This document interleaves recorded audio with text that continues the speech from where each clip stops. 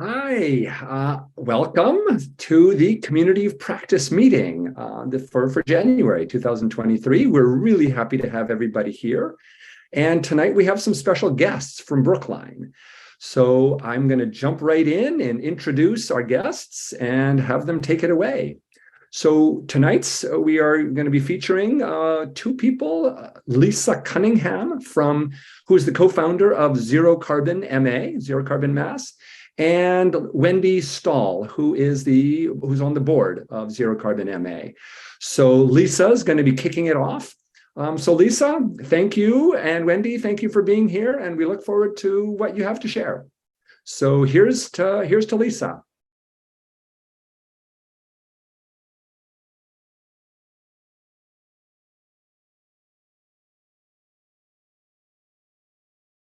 A quick background on ZeroCarbonMA.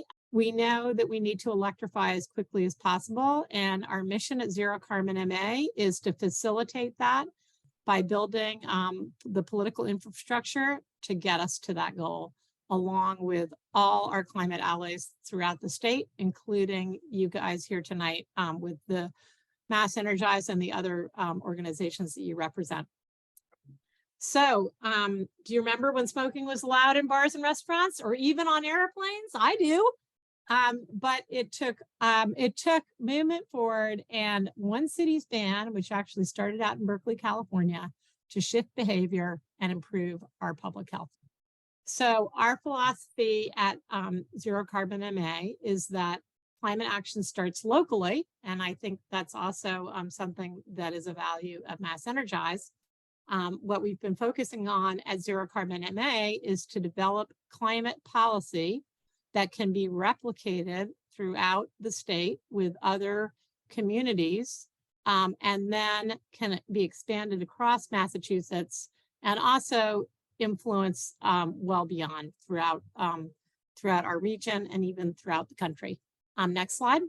We know that climate change poses a grave risk and a code red in Antonio Guterres's words of the UN International Panel on Climate Change. In his words, we know that burning fossil fuels is completely incompatible with a livable climate future. We know that this is a public health risk. We know this is a climate risk. And we know that this is also a fiscal risk. And we know we're not acting fast enough. Next slide. So we know the good news is that we have the tools, as Mass Energize has been trying to tell people, and so we at ZeroCarbonMA.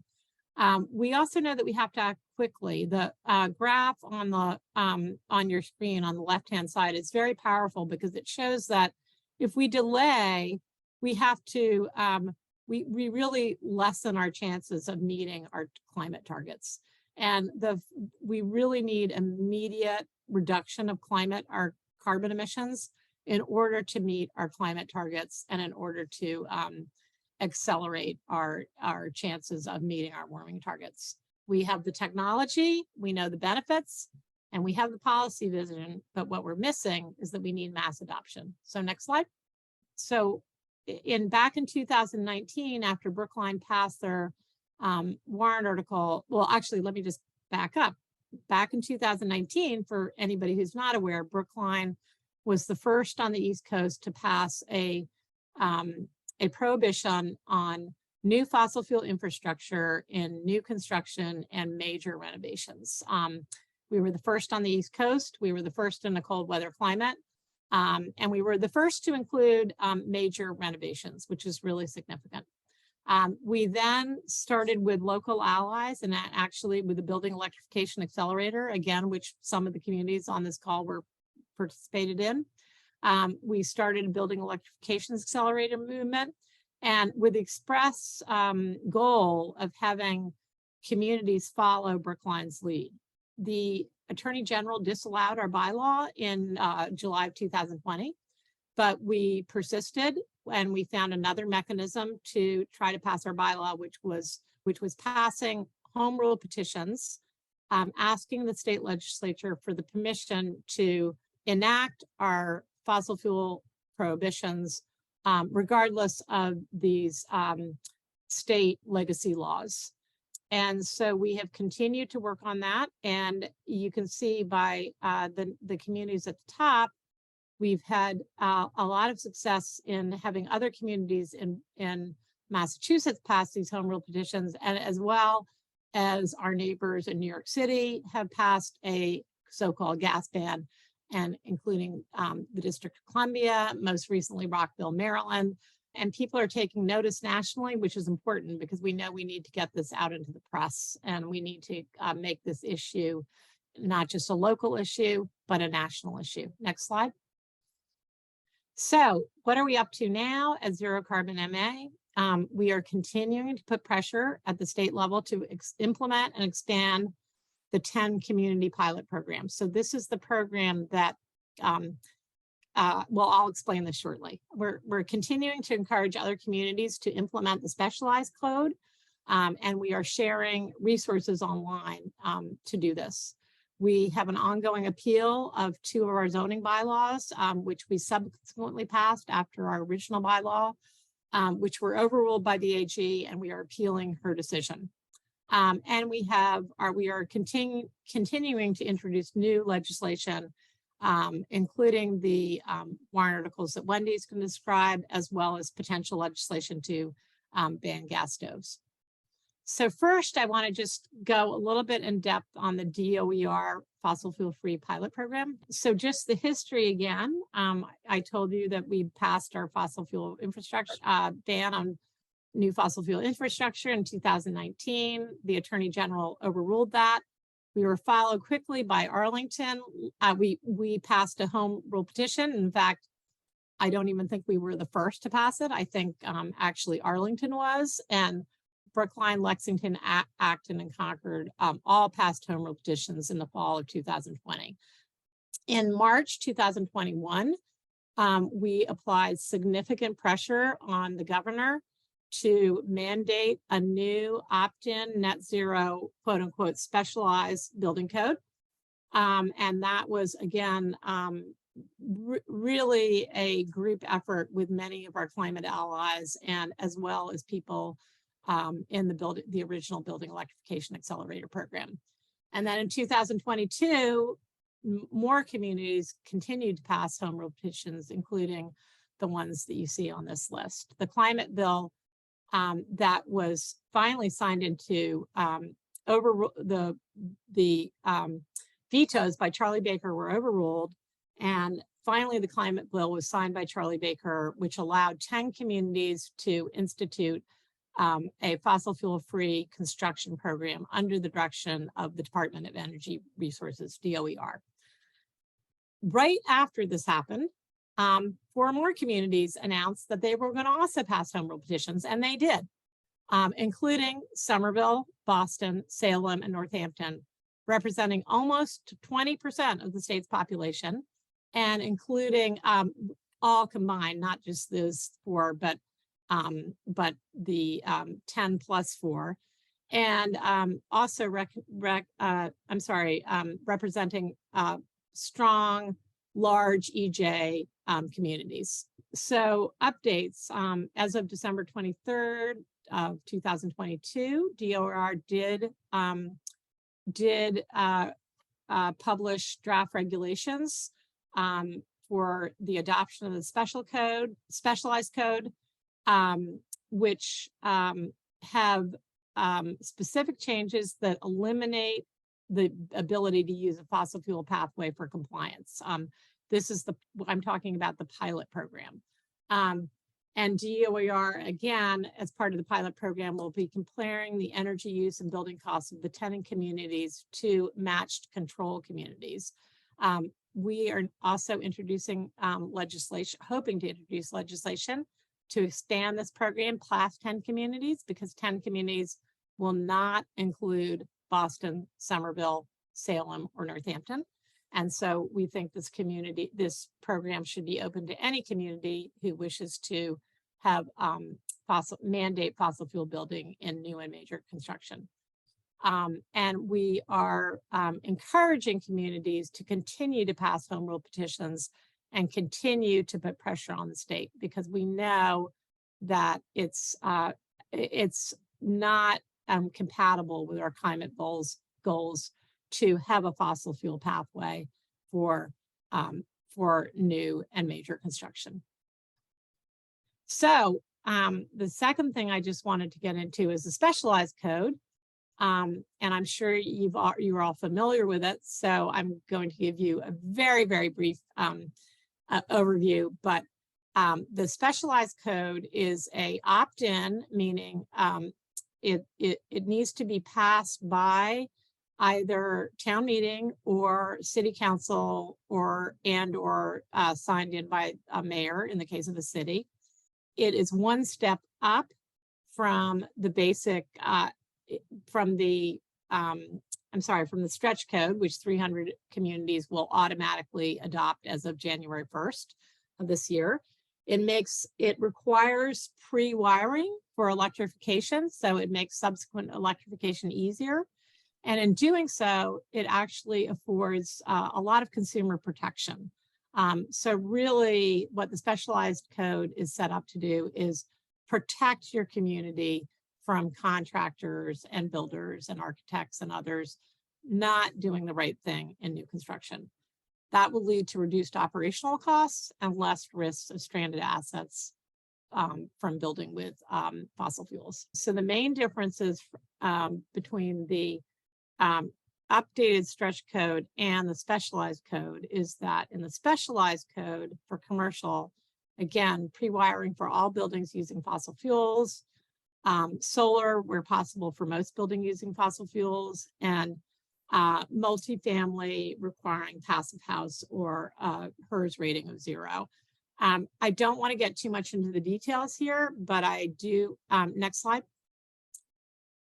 I do want to say that many communities are now planning to have announced that they're planning to pass the specialized code. Brookline, as the first town, as far as I know of, that has announced that they've are holding a special town meeting on Tuesday, January 20th. That is tomorrow. Actually, Cambridge was introducing it tonight, although I'm not sure they're going to vote on it tonight. We know of at least 20 communities that are planning to try to pass the specialized code either in January in the terms of cities, which can go through city council and be a little bit quicker, or in terms of towns who will do it at their spring town meeting.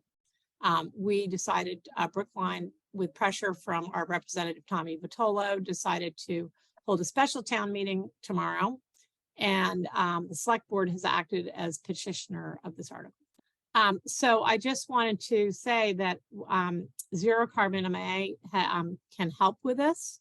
We have a folder with shared resources from other communities. So we are ready to help other communities move forward with specialized code adoption. We also have a listserv where we have active dialogue, although it's very, it's sparsely, but it's judiciously used, but very high level dialogue with other community leaders, community climate leaders. We can also help with getting people to pass home rule petitions in their communities. And we'd like to see people continue to pass home rule petitions. So the basic message I'd like to give here is that we can help, and we have a folder of shared resources. Next slide. So please ask your town. We need to adopt the specialized code, even though it's not perfect. And the reason why it's not perfect is that it still allows a fossil fuel, a mixed fuel pathway. And we know that that's incompatible with our climate future. And I would like to hand it over to my colleague, Wendy Stahl, to talk about the activities of the Zero Emissions Advisory Board, otherwise known as ZEAB, which is a select board appointed board in Brookline. Thank you. Thank you, Lisa. I am a member of the Zero Emissions Advisory Board, which was a newly established climate board in Brookline. Sort of, we dissolved our previous climate board and made a more effective, smaller 5-person advisory board less than a year ago. And we have taken our we've moved very quickly in trying to advocate for more aggressive climate policy in Brookline. So this past fall, in late November, the Zero Emissions Advisory Board proposed 6 warrant articles to our town meeting. The first 4 passed, and the last 2 narrowly, like by a couple votes, didn't. So in a sort of brief overview, they were 1, expanding the powers of our CCA, our electricity provider, to support more electrification efforts. I'll get into the details after I go through this overview. The second one was a resolution asking the state to establish essentially the first methane tax on consumers' gas bills, so that every person who gets a gas bill would pay a little bit extra and have that extra money go to support emissions reduction programs in each town. The third one was creating a program to establish low interest municipal loans that the town or city could give to their inhabitants. These were home rule petitions. So we were asking specifically for Brookline to have this power, but if your towns are interested, you would ask for your town. Municipal loans for electrification at low interest rates that would use essentially the town's ability to borrow at a low rate and forward that on to its residents. The fourth one was asking for legislative permission to have Brookline be able to supersede the building code in our zoning bylaws for areas that the building code isn't quite strong enough on to reduce emissions, like EV charging spaces. They don't really provide very many EV charging space requirements in the building code, and we'd like to be able to actually build actual sustainable buildings. So we wanted the power to supersede the building code. And then the last 2, which didn't pass, were a property tax surcharge to fund emissions reduction programs and an excise tax surcharge on gas-powered vehicles over a certain value that would also fund EV charging infrastructure. So we brought all 6 of these at the same time this fall. Very ambitious. Turns out we were too ambitious.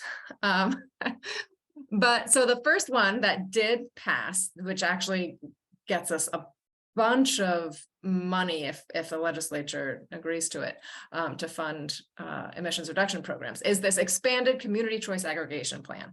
So maybe even all the towns represented here have CCAs, I don't know, but our CCA historically, and as yours if you do have one, are really just used to procure green electricity and to hopefully have those electricity rates be lower than Eversource's. But we would like to add power to that. So we wanted to be able to add a surcharge to everyone's electricity bills of up to 2 cents per kilowatt hour that would be able to pay for new emissions reduction programming in the town. We also wanted the CCA to be able to have demand response pricing so that we could incentivize off-peak use and put less pressure on the electrical grid for those peak times.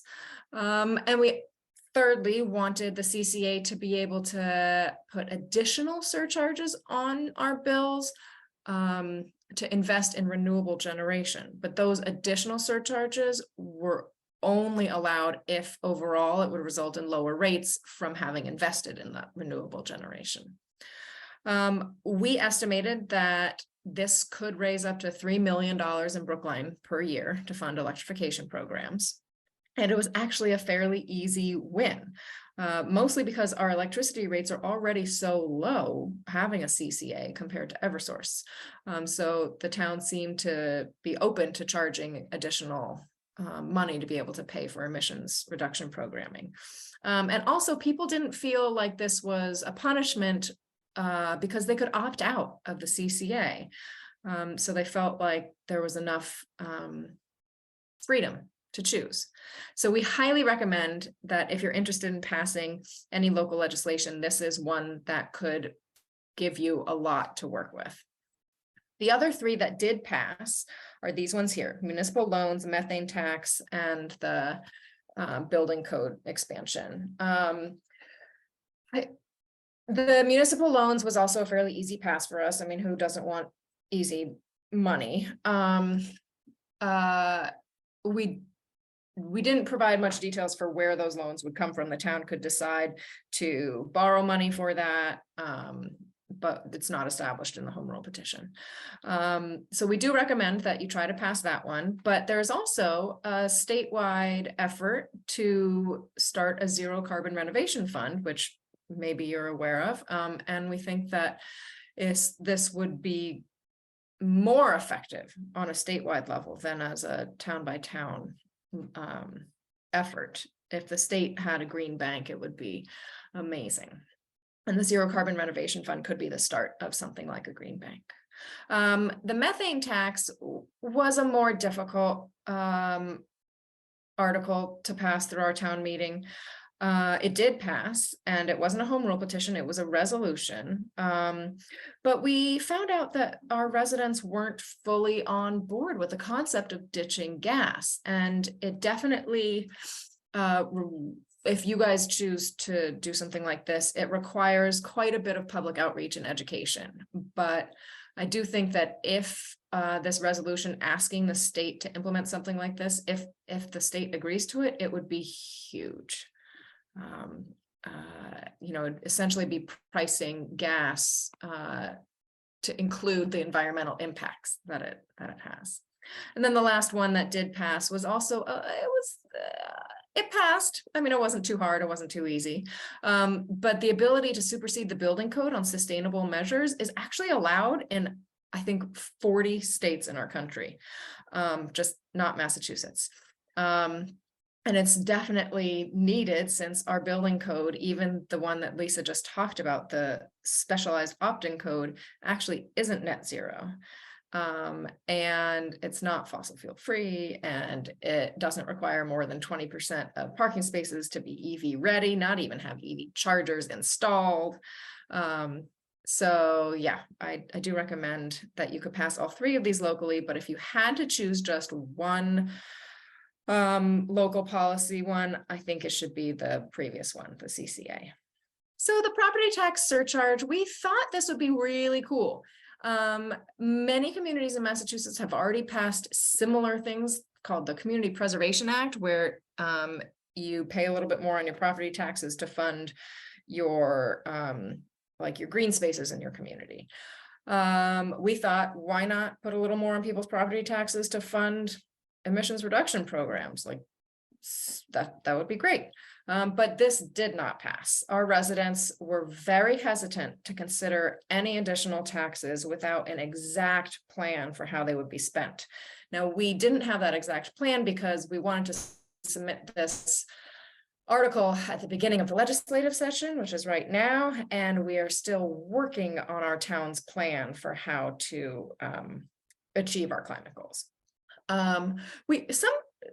Unexpectedly, we also provided some income level exemptions in these, so that people who are in less than about $200,000 a year would not have to pay any extra taxes. And we thought that would garner support, but actually many residents were resistant to having those exemptions included. So that takes some thought. And there was a lot of unease about how this additional tax on property owners would affect renters. So for all those reasons, it did not pass, but we might, or ZeroCarbonMA might submit something at the state level that's similar to this with some changes. Lastly was the gas vehicle excise tax surcharge, which would have put an additional fee on people's excise bills for their vehicles if that vehicle was valued at over $30,000. Now, every year, the way that vehicles are valued is their value goes down based on a set table that the state has, based on how much the manufacturer recommended their car to be sold in the first place, and how many years after manufacture it is. This again did not pass locally. It was a failure in our messaging. Our messaging was backwards. We were focusing on where the funds would come from and not what the funds would be used on. And we found that residents were really resistant to taxing gas vehicles before we had the charging infrastructure established. Even though this would help us establish that charging infrastructure, they were hesitant to add a few extra bucks to their tax bills to do so. But I do think that this will be submitted at the state level, possibly by Senator Crean's office, something similar at least. So that's what Brookline spent our town meeting doing this fall on climate. What we recommend, Lisa and I, for you guys to do in your next town meetings is, number one, pass the specialized opt-in building code. Definitely get your town to do that. Number two, if you haven't already, write a home rule petition and submit it to the legislature so that you can join the wait list to join the fossil fuel free pilot program, because we might even be able to get that expanded to any community that wants to be in it. Three, if you want to do even more, which I mean, already those two are asking for a lot, but if you have the bandwidth and your town's like chomping at the bit, wanting more climate policy, then I would say pass the CCA expansion home rule petition, and we can give you our information on that very easily, or any of the other articles that I talked about. So yeah, thanks for your time. We're happy to talk more, answer any of your questions, whatever you want. Thank you. Thank you, Lisa, and thank you, Wendy. We are now going to, take some questions. So if you can either put I already see there's some questions in the chat. Ellen is going to be monitoring the chat, but you could also raise your hand. But let's take about 5 or 10 minutes to ask specific questions of Wendy and Lisa. So I see one here from Hilly. Do you want to just say your question, Hilly? Sure. Hi. So I was talking to our building specialist in the Energy Committee, and they were at presentations where there was a lot of concern about the implementation at the town level, even of the existing stretch code, let alone the forthcoming one, that the inspectors and the builders did sort of try to get away with not implementing it at the current level. And I was wondering if you had heard about this and how we can approach the building department now to say, this is the code now. Do you have the paperwork ready? I know that our sustainability director in Brookline is requesting funding to hire a coach who can train the building inspectors and any developers who are interested in the new regulations. But I mean, if your department is intentionally trying to avoid the regulations, I mean, that's a bigger issue. I don't think this is our department. This was like a regional speaker, and okay. She was saying that she had seen this, and actually my friend was working with large nonprofit building, and they certainly weren't following code, he said. I mean, I think with the adoption of anything new, there's going to be pushback. 300 communities are automatically enrolled now in the stretch code. And there are actually very few differences between the stretch code and the specialized code. But the few differences that there are pretty simple, and they're extremely important. And again, that's the pre-wiring requirement. And there's some different, little bit more stringent pathways, particularly for affordable housing. And so these are, again, consumer protection issues, because you can't allow, you really can't allow developers and builders to be installing new infrastructure that will need to either be ripped out or changed in the near future in order to meet our climate goals. And so that's why these protections are made to save the average person money, save the average consumer money in the future when they learn that they are going to have to go all electric. It's inevitable. We know we have to go all electric. We know that it's At the point of new construction, it's more economically advantageous. We've got lots of documentation on that. We also know that on 2/3 of the state, even with existing construction, all the municipal light plant communities and all the community choice aggregation communities, it's actually more beneficial financially to be going all electric already. So we know that this is inevitable, and basically the specialized code is designed to protect consumers. So that's the way I would use to frame it.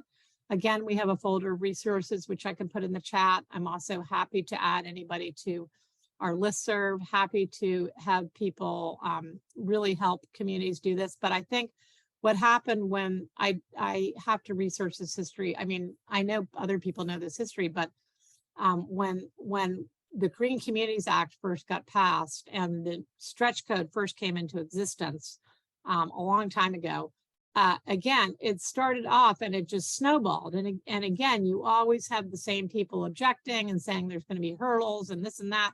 But it's fighting the inevitable. We know that this has to happen, and the first movers are going to be actually at the best, have the best position, because they are going to be protecting their communities, protecting their property values, and being able to move forward with more quickly. So I understand there's going to be hiccups, but particularly for the, since it's just brand new, but I think it's a lot simpler than people think.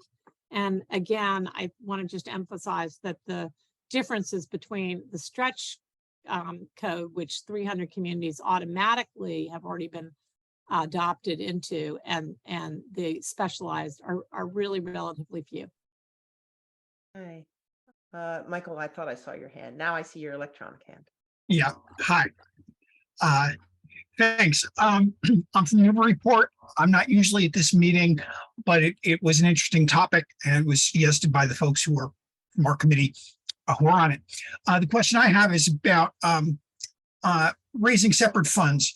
There was some talk on that in the presentations. We've thought that putting an adder on our community aggregation would be a good way to have a fund, as well as sort of an internal tax on municipal energy use.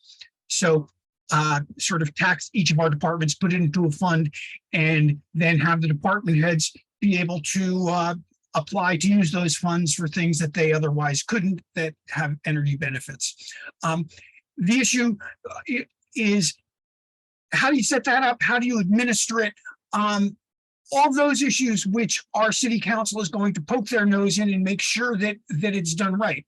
And it would be better if we have some examples of how that can be done properly before we just say, well, that's your job, your city council, because we want it done properly. And does anybody have experience with those things? We didn't in Brookline before proposing these extra funding mechanisms. We did not have all those details worked out. We were asking for legislative permission to be able to even consider these options. And then if that permission was granted, we were going to go back in and figure out the details of how to do it. So I can't help you because we did not figure that out. Let me just ask a quick follow-up question on the adder for CCA. You can put an adder in now. Yeah. People have done it, and we just submitted our plan to DPO on the 30th of December. So the adder is written kind of mushy about how we're going to use that money, Wendy. So you're looking for authority beyond the authority that exists for the adder now, which is really usually 1 cent. Well, so we could get authority with the adder, but to have our city council pass it, they are going to be very hard-nosed to say, why are you doing this? What are you going to do with that money? Who gets to decide?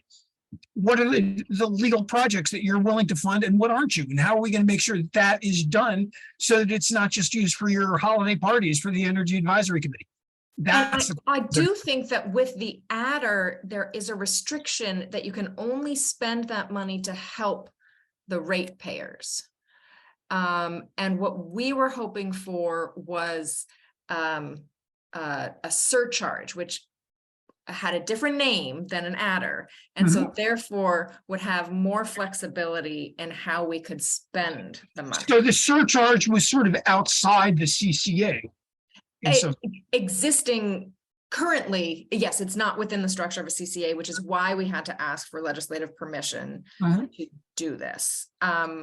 And on the same line, Ellen, I see your question in the chat, like, why are we submitting an HRP? Because this isn't within the realm of what's currently allowed in a CCA agreement. So yeah, you would, if you're just starting out and submitting your plans to the DPU, you definitely should submit those plans as is.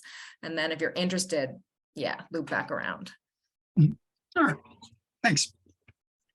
I'm going to ask my second question, which was, a bunch of these things we're going to put more of a fee on residents, and it sounds like some of those got shot down because maybe you didn't say exactly how we're going to use it, but I assume you estimated what this was going to result in for the average household. That wasn't in your slides, but I'm guessing you did do that. We did. Yeah. And it wasn't all that much. Right. To be honest, and we had it as a range, like we just put a maximum level at which we could implement these, and that maximum level, especially with these income level exemptions, it could have been $8 a month. And people, understandably, in this climate, are resistant to any additional costs. Yes. Brad in Concord. I had a question for a speaker who said that, I mean, I would rather Boston than the bigger towns be the 10, personally. Why was it that Boston or Somerville can't be one of the 10? Is that they wouldn't be? So when the bill was introduced by Senator Barrett, he knew of 5 communities that had passed this legislation. 5 communities, all towns, Acton, Concord, Lexington, Arlington, and Brookline, the first 5, and representing 3% of the state's population. What he didn't know is that, I guess he didn't realize that we had actually been working on this for a while and had a lot of communities who were on the verge of passing home rule petitions. So fast forward, by the time this this amendment got passed and signed into law by Charlie Baker, 10 communities had passed home rule petitions representing 5% of the state's population. Some communities like Boston had been reluctant to commit political capital to a bill, to a provision that was not certain to pass. So even though, for example, Boston knew that they could have gotten in earlier, Mayor Wu basically said, let's wait and see if this gets into the climate bill. Okay. So now what we're hoping, we introduced enabling legislation back in April, an amendment to this bill trying to expand the program, and that never actually got heard. So now what we're hoping to do, we're hoping to get sponsorship for statewide enabling legislation that would expand the program, because as you said, it's really important that we don't have just 5% of the state's population. It's important that we have a full 18 to 20% of the state's population, plus any further communities. But my feeling is the fact that these communities are in the queue actually is putting a lot of pressure on the state legislature and our new governor to expand this program. And it's almost, in a way, you can look at it, it's almost being better that they're in the queue, because really this needs to happen statewide. Really, this shouldn't be a pilot program. I mean, we know that this is proven technology. We know this is what we need to do. So, but we still intend to try to get this enabling legislation introduced and to expand the program. So great question. There are communities, in particular West Tisbury, who will not qualify because of their affordable housing, their inability to meet the affordable housing requirements.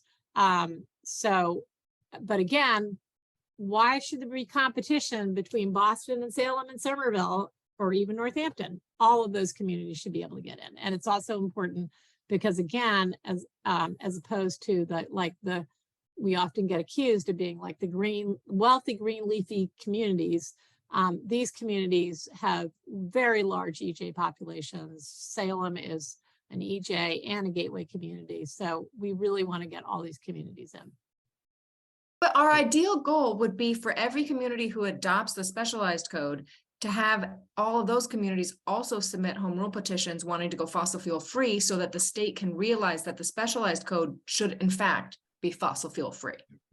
That was the original mandate, was that the specialized code was supposed to be not just fossil fuel free, but also net zero. And it's fallen short of that. It's also fallen short of that, the mandate of the stretch code to be to actually mandate the code with the best life cycle analysis. We know that all electric construction has the best life cycle analysis in all building types. So again, we just need to we've been putting the pressure on with help from communities and people like Cindy and Karen, and we need to continue to do that. Great.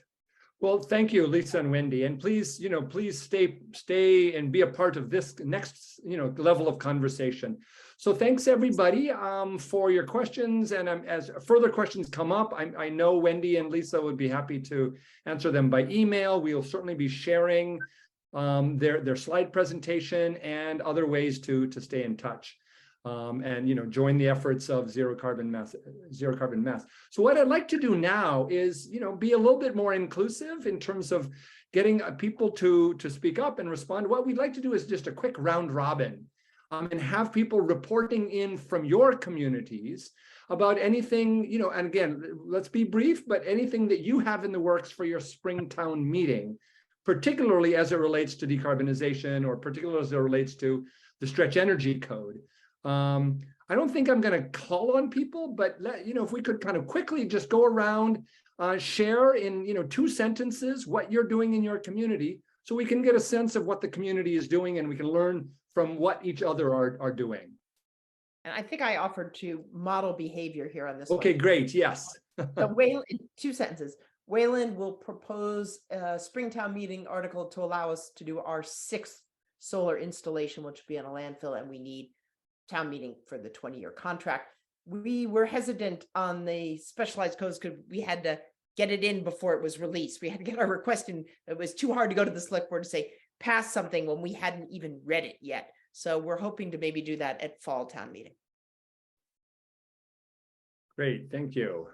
Another community, what are you doing for Springtown meeting? Yeah, Cindy. Hi, everybody. Yeah, Cindy Ahrens, chair of the Sustainable Lexington Committee.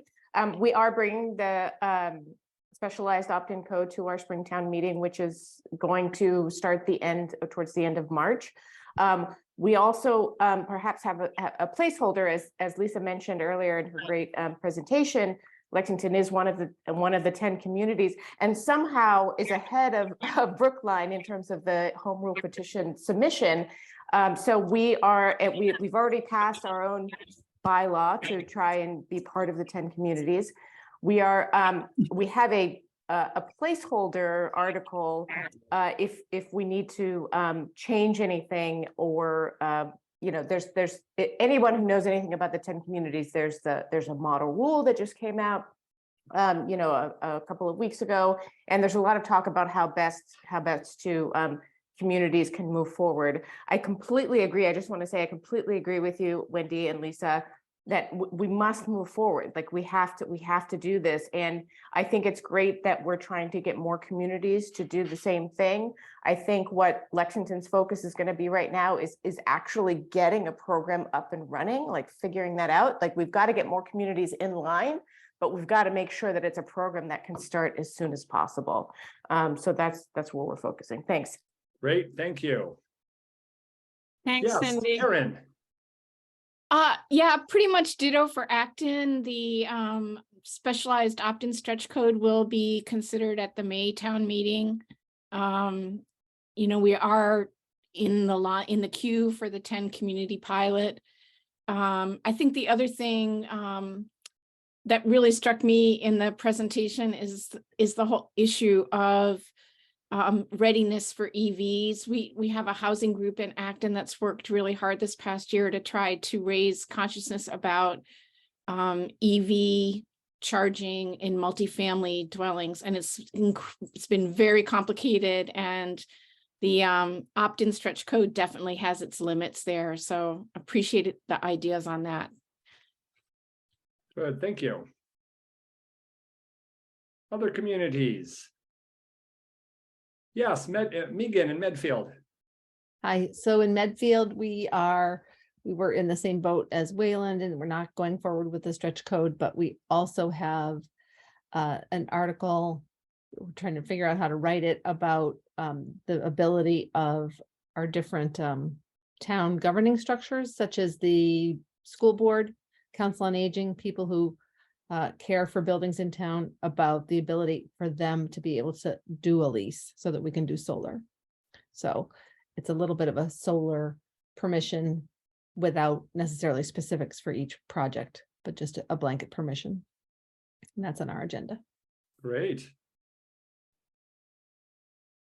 Great. Well, let's keep this going. If there's others who would like to share what you have in plan, what you have in mind, and or other things that you're thinking about. So yeah, Michael. Yeah, so number one on our list is pass the specialized code. That's way up there. We don't think that we can get a home rule petition for the fossil fuel free. We've talked to our city councilors, and we don't see a lot of appetite for that. We think it would be a very hard slog at this point for us. What we do think is our most important thing is to figure out how to best use IRA money and the new state incentives to get as much electrification as we can. And we're not sure how to do that yet. Our simple calculations are there are 8,000 households in Newburyport. Furnace lasts roughly 20 years. That means 400 furnaces a year. From just what we know about our fuel mix, about probably 150 of those 400 are propane and oil, and those have the biggest benefit by switching to electric. So every year, there are going to be 150 furnaces put in, and if we can get those to be electric, that means we don't have to wait 20 years before it gets done again. So we need to figure out how to get those done and get done now, whether we have a home rule petition or not, and how to use the IRA funds and the state funds to get that done and get our populace to know that it's the best way to do it. And we're not sure how, but that's what we need to do. Great. Thank you, Michael. Okay, other things either you're doing or you've been thinking Ellen about. had a comment in the, oh, I think you saw it. You got it answered, Ellen. Language towns are using for specialized code, and it looked like Cindy, you put that link in there. So yeah, it's in there. Thank you. so you got, where are you guys on the specialized code, Ellen? Nowhere. That's the problem. We're nowhere. Okay. Oh, yep, we'll work on it. Okay. But can I just, sorry, Ellen, chime in there. Please listen to what Lisa's saying. There is not much difference between the stretch code and the specialized code. It's very, very little. So, and as I think Healy mentioned earlier, there is going to be more sort of learning curve for going to the new stretch code. And I'm going to assume Ellen from Harvard, that Harvard is already a community that has adopted the stretch code. So that happens automatically. So it should, in theory, be a pretty small lift to get the specialized code. It says if you build an all electric building, there's nothing additional you have to do. If you build a building with fossil fuel, you have to, as Lisa said, wire it for electrification and maybe require some solar. And that's basically it. So it's pretty simple. Okay, thank you. Yeah, we have the other one. So I see, I'll dig in a little bit more. Okay, thanks.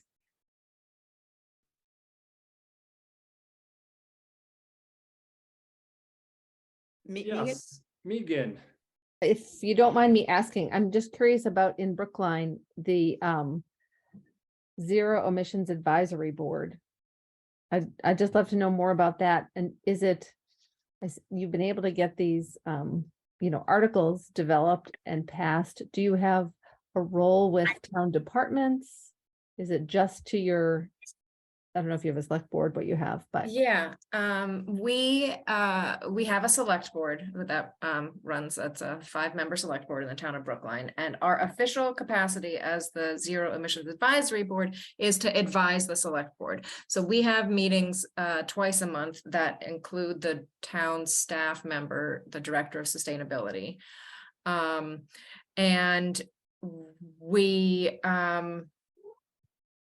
are trying to figure out exactly where our role can best be throughout the town, but we do talk with both the director of sustainability and the select board, as well as the town administrator, and trying to figure out how to get all the departments of the town focusing on what needs to get done, because it is a very hard lift when, you know, sustainability is in so many different aspects of decisions that the towns make.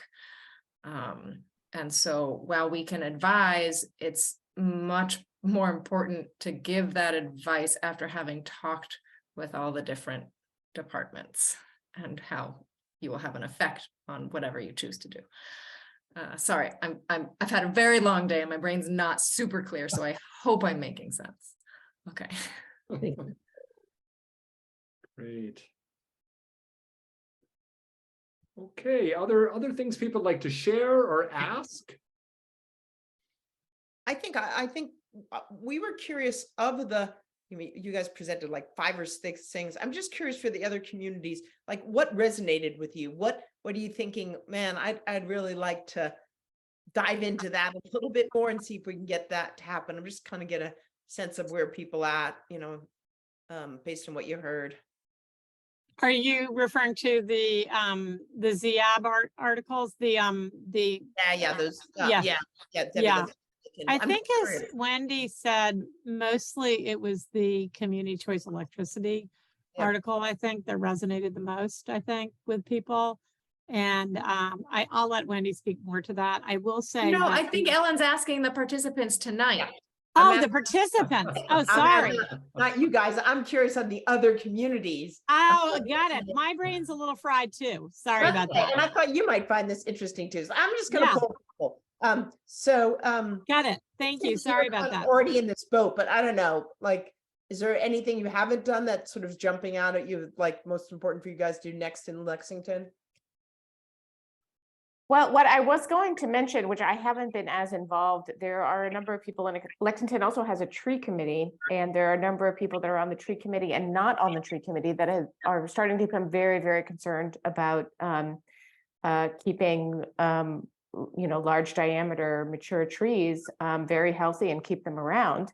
I don't know if you may have heard, there's a sliver of property that's on the Waltham border with Lexington that has essentially been, it's zoned as sort of commercial, but you can't really get there. But anyway, there's a developer that's going to put a solar farm on this beautiful piece of land that's right next to, I'm going to forget the name of it, but I think it's like the Cambridge something, somebody might know it, but it's basically Cambridge's water.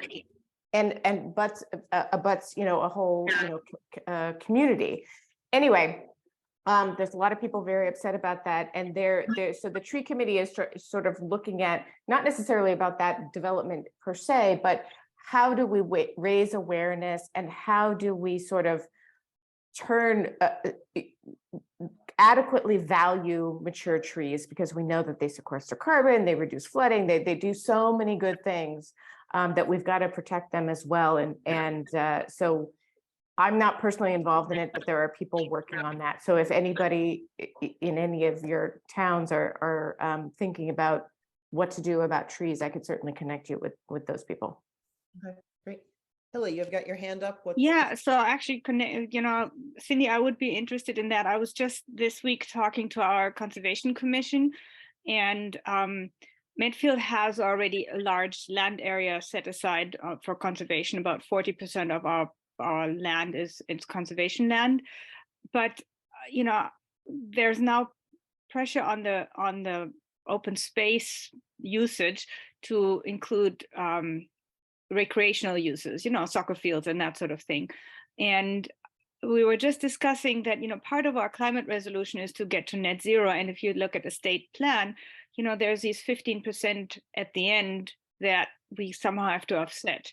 And I'm trying to encourage the Conservation Committee to sort of insist that we enhance conservation, because they're going to have to increase the land area and the tree canopy and improve the soils to reach that extra sequestration that's in the plan, in all our plans, and somewhere. All right. Just jumping around, I don't know, Karen, you guys have done a ton of this in Acton, but is there anything else that you're, of the kinds of things they talked about, that's maybe not for town meeting, but you're thinking that's the next thing for us? Two things. I maybe the fellow from Newburgh. No, you're still there from Oh, we Newburgh. just lost him. No, he's still there. One thing I wanted to say is, in Acton, we're looking at, through Energize Acton, we're actually looking at neighborhoods that are primarily oil heat. And we're going to try to do sort of like the mothers out front, house party, gather neighbors, and try to focus, like doing education in a more focused way in those neighborhoods to try to convert oil to Electric. Yeah. So, but in terms of the presentation tonight, I really like, because we also have aggregated electricity in Acton. I really like that option of looking at adding a surcharge to that for, it would be really great if we could like convert it into some kind of community solar. The other thing is, I love the idea of a tax on gas powered vehicles, but I don't know. I think we would get some definite feedback on that. It would be interesting to try. That's my piece. We'd be happy to send a more detailed summary also of all these warrant articles to you guys that we have. Yeah, we can send a more detailed summary, because we didn't want to spend a really long time on the presentation, but we'd be happy to send a detailed summary that you guys can look through. Great, we'll send that around. We also did pass a tree warrant article, and I think Wendy's going to put it in the chat this past town meeting. I can't find it, but it was protecting trees. Yeah, we also did pass one in town meeting, and we will again send that along. Great, thank you. Because it is a really big issue in Brookline as well. Just cutting down these old growth trees. It's not, in terms of carbon emissions, it may be relatively insignificant, but in terms of tree canopy, in terms of urban heat islands, in terms of in terms of the community, it's really destructive. And so we did pass a bylaw in Brookline this past town meeting. It wasn't part of the MSEP articles, but we'll pass along the language and share that. Great. Megan, I think you had your hand up. Yeah. I did. I just wanted to say to thank Brookline for being so brave and out there, because I looked at your your articles, and don't all of them aren't they all going to butt up against, have to go to the State House for this or DOER for that? And so I would say in Medfield, and Hilly's here and Emily's here, Medfield's not in a place to do that. We don't have the town fortitude to say we're going to be on the forefront of making this happen at the State House. So I appreciate you guys, and when you have it under control, we'll move forward. We need communities like that too. Yeah, I've got to say also, I want to thank, we're all in this fight together, and different communities can lead differently, and we do have some really forward acting communities, including Lexington and Acton on the call, but and Concord, but it takes everybody, and you guys are all moving forward with your different ideas and doing what you can politically to push the envelope, and that's what we need to do. We really need to move politically. We need to get press when we can get it, and Mass Energize is doing a great job of getting these issues out into the community. So we really appreciate that. Cindy, you had like an applause, but maybe a hand now? I'm not I was sure. thumbing up, Lisa. Sorry, thank you. I just wanted to add to that, and I want to thank Mass Energize because I want to refer to somebody that Mass Energize has brought, in front of us a few times. The social scientist, I'm going to forget his name, but Yeah. yes, thank you. We have got to, even in the community of Medfield, even if you feel like you don't have, enough, enough people to sort of enough will to move forward. Just the fact that you're talking about it, the fact that there was multiple of you on this call, and you're going to go out and go and talk to people about it and say like, oh, more and more communities are doing this. More and more people are doing this. Oh, it's been, easier for more and more communities. I mean, it seems silly, but I think it really, really does help, and you've got to keep talking. All right. So do you want to close us off? Yeah, so folks, everybody, thank you. Just a reminder that the next meeting will be on February 13th. We will be sending out the notes from this meeting. We'll be sending out a recording. There's a lot of resources that were shared in the chat, so we'll try to pull those together as well. So do look for the follow-up. And this is a meeting that's really intended for you. So please let us know your needs and priorities and interests. And with that, I'll close. Is there anything final that I'm missing that we forgot to say? I just want to thank everybody again for the opportunity to join the meeting and to do a presentation and to see some of our strong allies, and you're all allies, and it's just great. And I really appreciate the work that Mass Energize is doing as well. Thanks so much.